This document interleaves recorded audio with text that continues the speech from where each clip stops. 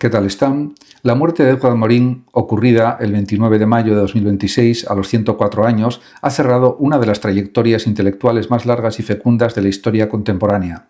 Durante más de 8 décadas de actividad pública e intelectual, Morin fue filósofo, sociólogo, antropólogo, teórico de la ciencia, pensador político, ensayista y educador. Sin embargo, ninguna de estas etiquetas lo define por completo.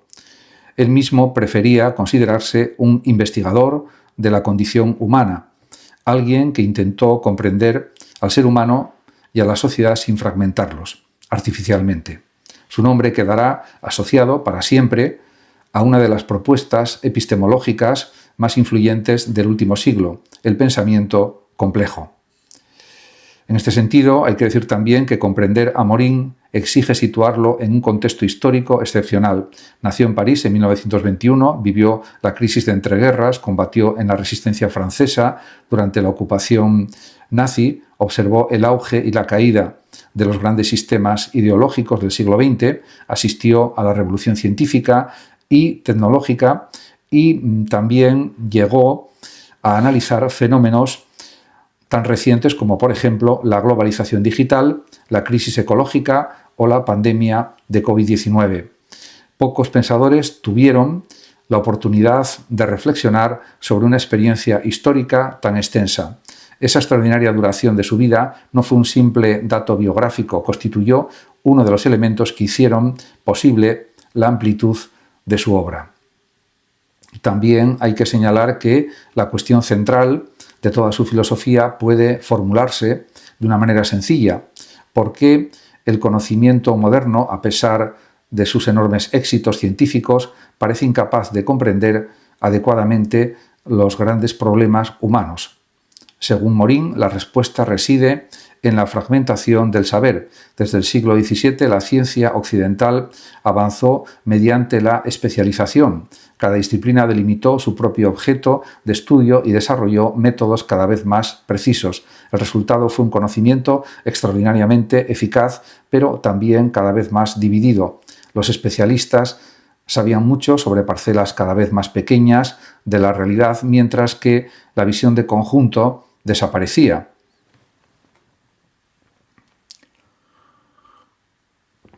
De todas formas, Morin no rechazaba la ciencia moderna, al contrario, admiraba profundamente sus logros. Lo que cuestionaba era la tendencia a creer que una realidad compleja pueda comprenderse mediante análisis aislados y reduccionistas. A su juicio, los grandes problemas contemporáneos, la crisis ecológica, las guerras, las migraciones, la desigualdad económica, etc., la educación también, o la identidad cultural, son fenómenos multidimensionales que exigen relacionar conocimientos provenientes de numerosas disciplinas. Esta crítica al reduccionismo constituye el punto de partida de su teoría más conocida, el pensamiento complejo. Conviene aclarar que para Morin la complejidad no significa complicación. Algo complicado puede descomponerse en partes simples. Una máquina, por ejemplo, puede ser muy complicada, pero cada una de sus piezas tiene una función relativamente definida. La complejidad es otra cosa. Surge cuando los elementos de un sistema interactúan de tal manera que no pueden comprenderse aisladamente. Por ejemplo, un organismo vivo ofrece un buen ejemplo. El corazón, los pulmones, el cerebro o el sistema inmunológico poseen funciones específicas, pero ninguna de estas partes puede entenderse plenamente fuera del conjunto del organismo. Además, el organismo interactúa con su entorno que a su vez modifica su comportamiento. Existe una red de relaciones, retroalimentaciones e interdependencias que impide cualquier explicación lineal. Morin, además, consideraba que este principio se aplica también a las sociedades humanas. Una crisis económica, por ejemplo, no puede explicarse exclusivamente mediante variables económicas. Intervienen factores políticos, culturales, psicológicos, tecnológicos e históricos. El error de muchos enfoques tradicionales consiste en reducir la realidad a una sola dimensión. La obra fundamental donde desarrolla esta perspectiva es El método, una monumental investigación publicada en 6 volúmenes entre 1977 y 2004. Muchos especialistas la consideran una de las grandes construcciones teóricas de finales del siglo XX y principios del siglo XXI.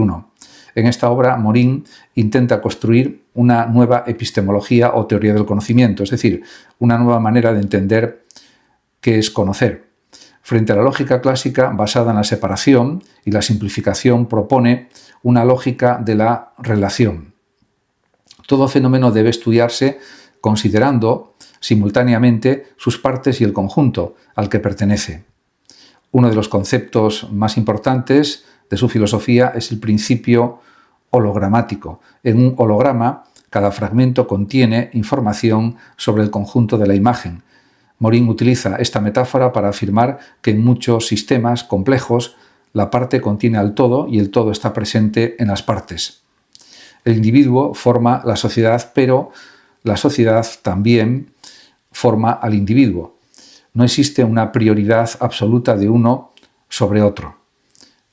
Y también hay que decir que otro concepto esencial es la recursividad organizacional. En los modelos clásicos suele suponerse que una causa produce un efecto. Morín muestra que en los sistemas complejos los efectos pueden retroactuar sobre las causas. La sociedad produce individuos mediante la educación y la cultura, pero los individuos producen la sociedad mediante sus acciones. Existe un circuito continuo de producción mutua. Relacionado con ello aparece el principio dialógico. La tradición filosófica occidental ha tendido frecuentemente a resolver las contradicciones eliminando uno de los términos opuestos. Morín considera que muchas realidades exigen pensar simultáneamente elementos contradictorios. Orden y desorden, estabilidad y cambio, individuo y comunidad, razón y emoción no son polos excluyentes. La realidad humana se constituye precisamente mediante la interacción entre estas tensiones. Desde este punto de vista, Morín puede situarse dentro de una corriente filosófica difícil de clasificar. No pertenece exactamente al existencialismo, aunque comparte con él el interés por la condición humana. Tampoco es estructuralista, aunque utiliza algunos análisis sistémicos. No es marxista ortodoxo, aunque mantuvo siempre preocupaciones sociales y políticas de izquierda. Quizá la mejor definición sea considerarlo un representante del pensamiento de la complejidad o del humanismo complejo. Su influencia fue extraordinariamente diversa. Entre ellas, destacan Karl Marx, que le influyó a él mismo, Hegel, Pascal, Bergson, Freud y numerosos científicos de teoría de sistemas, la cibernética y la biología contemporánea. Lo característico de Morín fue precisamente su capacidad para integrar tradiciones muy diferentes sin encerrarse en ninguna de ellas. Un aspecto particularmente relevante de su pensamiento es su antropología filosófica. Morín rechazó todas las concepciones simplificadoras del ser humano. El hombre no es únicamente un ser racional, como había sostenido buena parte de la tradición ilustrada del siglo XVIII. Tampoco es simplemente un animal biológico ni un producto de las estructuras sociales. En obras como, por ejemplo, El paradigma perdido, defendió la idea de que el ser humano es simultáneamente biológico, psicológico, social, cultural y también un ser histórico, como es lógico. Estas dimensiones son inseparables. La condición humana se caracteriza por una compleja mezcla de racionalidad e irracionalidad, cooperación y conflicto, egoísmo y altruismo. Esta visión tiene consecuencias éticas importantes. Morín desconfiaba profundamente de las ideologías que pretenden ofrecer explicaciones totales de la realidad. Había vivido los grandes totalitarismos del siglo XX y observó cómo muchas doctrinas terminaban simplificando la complejidad humana. Su experiencia en el Partido Comunista francés y su posterior ruptura con el estalinismo reforzaron esta convicción. Por ello, desarrolló una ética de la incertidumbre. A diferencia de muchos sistemas filosóficos tradicionales, Morín no creía que fuera posible alcanzar certezas absolutas sobre la vida social. La incertidumbre para él forma parte de la existencia humana. Sin embargo, esta constatación no conduce al relativismo ni a la pasividad. Al contrario, exige una actitud permanente de reflexión crítica. Y también, en cuanto a la educación, ocupa un lugar central en esta perspectiva. Una de sus obras más influyentes es Los 7 saberes necesarios para la educación del futuro. En ella sostiene que los sistemas educativos suelen transmitir conocimientos fragmentados sin enseñar a relacionarlos. Según Morín, la educación debería preparar a las personas para afrontar la complejidad del mundo real. No basta con acumular información, es necesario aprender a contextualizar, conectar y comprender ese conocimiento. Entre los saberes fundamentales que propone se encuentran el conocimiento de la condición humana, la comprensión de la incertidumbre, la conciencia planetaria y la ética de la solidaridad. Esta dimensión educativa explica, en parte, su enorme influencia en América Latina. Sus ideas fueron ampliamente adoptadas en universidades, programas pedagógicos y proyectos de reforma educativa. Numerosos investigadores encontraron en su pensamiento una alternativa a los modelos excesivamente especializados que dominaban muchas instituciones académicas. Otro aspecto decisivo de su obra es la reflexión sobre la globalización.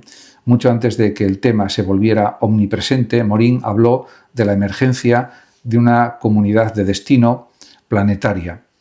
La humanidad, afirmaba, comparte problemas que ninguna nación puede resolver por sí sola. El cambio climático, por ejemplo, las armas nucleares, las pandemias, la degradación ecológica o las crisis económicas globales, pues de esta constatación deriva su idea de una conciencia terrestre. No se trata de eliminar las identidades nacionales, culturales o religiosas, sino de reconocer que todas ellas forman parte de una comunidad humana más amplia. Morín defendía una ciudadanía planetaria basada en la solidaridad y la responsabilidad compartida. Esta preocupación ecológica fue adquiriendo cada vez mayor importancia en sus últimas décadas. Consideraba que la crisis ambiental no era simplemente un problema técnico, sino una manifestación de una crisis más profunda del pensamiento actual. La explotación ilimitada de la naturaleza reflejaba una visión fragmentada que separaba artificialmente al ser humano de su entorno. En este sentido, Morín puede considerarse uno de los precursores de muchos planteamientos ecológicos contemporáneos. Su crítica, además, a la compartimentación del conocimiento anticipó debates actuales sobre sostenibilidad, sistemas complejos y relaciones entre naturaleza y sociedad. Su influencia en la filosofía del siglo XX resulta difícil de medir porque no creó una escuela filosófica cerrada. Su impacto fue transversal. Se percibe en la sociología, la educación, la teoría política, los estudios culturales, la epistemología, o teoría del conocimiento, y las ciencias de la complejidad.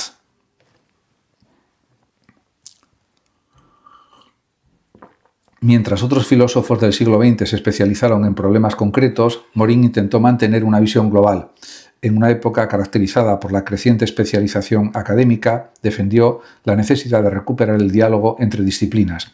Esta posición le otorgó una singularidad notable dentro del panorama intelectual actual. Algunos críticos señalaron que su obra era excesivamente amplia y a veces poco sistemática. Otros consideraron que ciertos conceptos del pensamiento complejo resultaban demasiado generales. Sin embargo, incluso muchos de sus detractores reconocieron la originalidad de su intento de reconstruir una visión unificada del conocimiento. En el siglo XXI, su relevancia no disminuyó. De hecho, muchos observadores consideran que aumentó. La pandemia, las crisis climáticas, la interdependencia económica global y los desafíos tecnológicos han puesto de manifiesto precisamente el tipo de problemas complejos que Morín llevaba décadas analizando. Y durante sus últimos años continuó publicando libros y participando en debates políticos y públicos. Entre las obras finales más destacadas, traducidas al español, se encuentran Lecciones de un siglo de vida, donde reflexiona sobre las experiencias acumuladas durante más de 100 años, Despertemos, una llamada a la conciencia cívica y ecológica, De guerra en guerra, dedicado a los conflictos contemporáneos, La fraternidad, ¿por qué, cómo?, y A la guerra de las ideas, donde analiza los enfrentamientos ideológicos de nuestro tiempo.